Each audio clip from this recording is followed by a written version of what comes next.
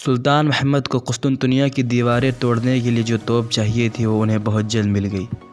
ہوا یہ کہ ہنگری کا ایک نوجوان انجینئر توپیں بنانے کی پیشکش لے کر قسطنطنیہ کے شہنشاہ کانسٹنٹائن 11 کے پاس آیا اور اسے توپ سازی کی پیشکش کی، لیکن ان توپوں کے بدلے اوربن نے بہت بڑی تنخواہ اور انعام کا مطالبہ بھی کر دیا۔ قسطنطنیہ کی مالی حالت ان دنوں بہت خراب تھی، قرضوں کا بوجھ بہت تھا اور خزانہ خالی، تو ایسے میں قسطنطائن کو شہر کے دفاع سے زیادہ خزانہ بھرنے کی فکر تھی۔ ویسے بھی وہ عثمانیوں کے نوجوان سلطان کو کوئی خاص خطرہ نہیں سمجھتا تھا، بلکہ محمد ثانی کے حکمران بننے پر تو قسطنطنیہ سے لے کر فرانس تک یورپی حکمرانوں نے ایک دوسرے کو مبارکبادیں دی۔ عالمی طاقت کے تخت پر ایک کمزور سلطان آ بیٹھا ہے۔ قسطنطائن 11 چونکہ عثمانیوں سے کوئی فوری خطرہ محسوس نہیں کر رہا تھا، اس لیے اس نے ہنگیرین توپ انجینئر اوربن کو ٹال دیا اور محض بہلاوے کے لیے تھوڑی سی تنخواہ مقرر کر دی تاکہ اتنا ماہر انجینئر کہیں اور نہ چلا جائے۔ لیکن باصلاحیت اوربن مطمئن نہیں ہوا، کیونکہ ایک تو تنخواہ اس کی صلاحیت سے بہت کم تھی اور دوسرے وہ بھی وقت پر نہیں ملتی تھی۔ چنانچہ اوربن نے وہی کیا جو اس وقت کے زیادہ تر یورپی نوجوان کرتے تھے، یعنی سلطنت عثمانیہ میں نوکری کرنے کا فیصلہ کر لیا۔ اسے چونکہ اپنی صلاحیت کا بہت زیادہ منافع چاہیے تھا، اس لیے وہ سلطان کو ایسی پیشکش کرنا چاہتا تھا کہ سلطان محمد ثانی انکار نہ کر سکے۔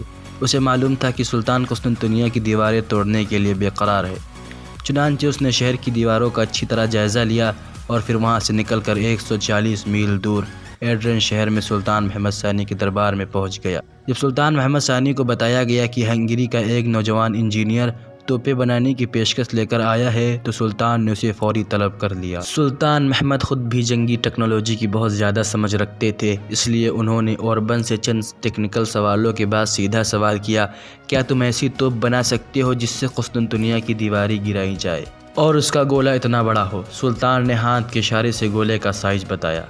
اوربن نے کئی ماہ اسی سوال کے جواب ہی کی تیاری میں تو گزارے تھے۔ اس نے پرجوش آواز میں کہا، میں نے قسطنطنیہ کی دیواروں کو بہت قریب سے دیکھا ہے، میری توپیں اتنی طاقتور ہوں گی کہ قسطنطنیہ کی دیواریں تو ایک طرف، اگر بابل جیسی عظیم سلطنت کی دیواریں بھی راستے میں آئیں تو ملیا میٹ ہو جائیں گی۔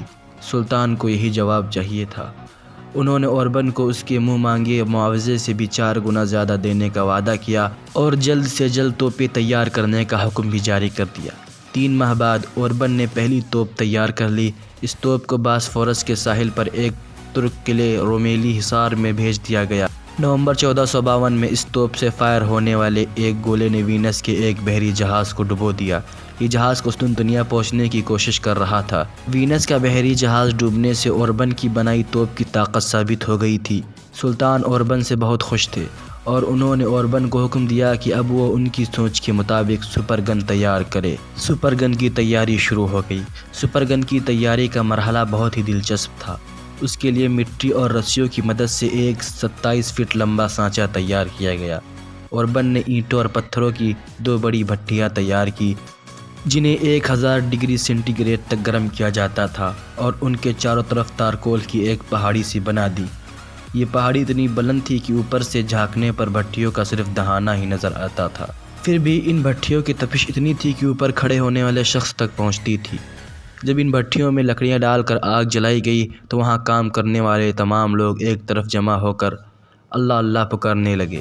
بھٹیوں کے نگرانوں نے وزیروں اور علماء سے کہا کہ وہ صدقے کے طور پر سونے اور چاندی کے سکے بھی بھٹیوں میں ڈال دے۔ انہوں نے سونے اور چاندی کے سکے دیے جنہیں بھٹی کے اندر جلتے ہوئے مواد میں مکس کر دیا گیا۔ تیاری کے آخری دنوں میں جب بھٹی میں ٹن ڈالا جانا تھا، اس دن سلطنت کے وزیروں، مفتی اور شیوخ کو بلایا گیا تاکہ ان کی موجودگی سے برکت رہے۔ ان کے علاوہ کسی شخص کو بھٹیوں کے قریب جانے کی اجازت نہیں تھی تاکہ نئے ہتھیار کو کسی کی نظر نہ لگ جائے۔ بھٹیوں کے عملے کے علاوہ صرف 40 لوگ وہاں موجود تھے۔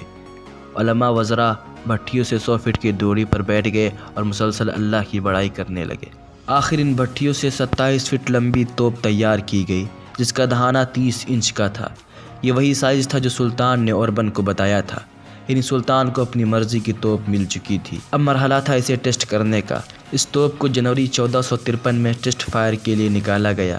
شہر کے لوگوں کو ایک دن پہلے ہی خبردار کر دیا گیا تھا کہ کل ایک ایسا دھماکہ ہوگا جس سے لگے گا کہ بادل گرج رہے ہیں، اس لیے خبردار رہیں اور پریشان نہ ہوں۔ یہ منادی بھی شہر میں کروائی گئی کہ دھماکے کی آواز سے حاملہ عورتوں کو محفوظ رکھنے کی کوشش کی جائے۔ توپ کو شہر کے گیٹ کے پاس لایا گیا۔ کئی لوگوں نے مل کر پتھر کا ایک گولا توپ میں فکس کیا، پھر ایک موم بتی کے ذریعے توپ کے پیندے میں موجود بارود کو آگ لگا دی گئی۔ ایک کان پھاڑ دینے والے دھماکے کے ساتھ گولا توپ سے نکلا اور 1 میل دور جا کر گرا۔ دھماکے کی آواز 10 میل تک سنی گئی۔ سلطان نے اس کامیاب تجربے کی خبریں جان بوجھ کر پھیلنے دی اور قسطنطنیہ تک پہنچائی تاکہ وہاں کے محافظوں اور شہنشاہ کا مورال گر جائے۔ گولا گرنے کی جگہ 6 فٹ گہرا گڈھا پڑ گیا۔ یہ تجربہ کامیاب رہا۔ اس تجربے کے بعد بھی اوربن کی بھٹی میں مزید توپیں بنتی رہیں، لیکن اس کے بعد بننے والی توپیں میں سے کوئی بھی توپ سپر گن جتنی بڑی نہیں تھی۔ ان کا عام طور کا سائز 14 فٹ سے کچھ زیادہ ہوتا تھا۔ اوربن نے ایسی 60 سے زائد توپیں بنا ڈالی۔ اب سلطنت میں امن و امان بھی تھا اور توپیں بھی تیار ہو چکی تھی، یعنی قسطنطنیہ پر حملہ کرنے کی دونوں شرائط سلطان محمد ثانی کے نزدیک پوری ہو چکی تھی۔ جنگ میں تاخیر کی کوئی وجہ نہیں تھی، سلطان نے یہ کیا کہ ترکوں کی قبائلی رواج کے مطابق گھوڑے کی دم سے بنا ہوا پرچم محل کے صحن میں گاڑ دیا۔ یہ اس بات کا اعلان تھا کہ سلطان جنگ شروع کرنے جا رہا ہے۔ پرچم گاڑنے کے ساتھ ہی سلطان نے ساری سلطنت میں قاصد دوڑا دیے اور تمام امیروں کو حکم دیا کہ وہ اپنی فوجیں لے کر ایڈرین پہنچے۔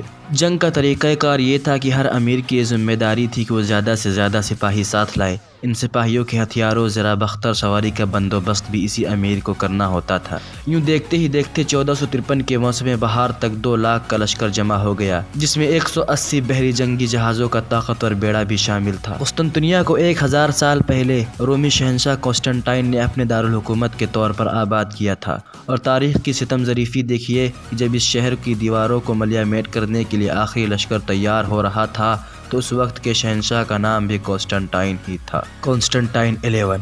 اس آخری شہنشاہ کے پاس نہ تو سلطان محمد جیسی توپیں تھی اور نہ ہی 2 لاکھ کا لشکر، لیکن مسلم اور غیر مسلم دونوں کتابوں میں لکھا ہے کہ وہ ایک بہادر آدمی تھا، آخری سانس تک لڑنے والا شہنشاہ تھا۔ لیکن ظاہر ہے صرف بہادری توپوں اور بڑے لشکر کا مقابلہ نہیں کر سکتی، اس کے لیے حقیقی وسائل چاہیے تھے۔ تو ایسے ہی ایک وسیلے پر وہ کمزور شہنشاہ بہت زیادہ بھروسہ کرتا تھا، جس کا توڑ نہ تو عثمانیوں کی توپوں کے پاس تھا اور نہ ہی 2 لاکھ کے لشکر کے پاس۔ یہ کیا چیز تھی جس پر انتہائی کمزور شہنشاہ کو سب سے زیادہ بھروسہ تھا؟ یہ ہم آپ کو بتائیں گے، لیکن سلطنت عثمانیہ کی اگلی قسط میں۔ اگر آپ نے ابھی تک سلطنت عثمانیہ کی پہلے قسطیں نہیں دیکھی تو ڈسکرپشن میں دیے گئے لنک سے دیکھ سکتے ہیں۔ اگر ویڈیو پسند آیا ہو تو ویڈیو کو لائک کریں اور ہمارے چینل کو سبسکرائب کریں۔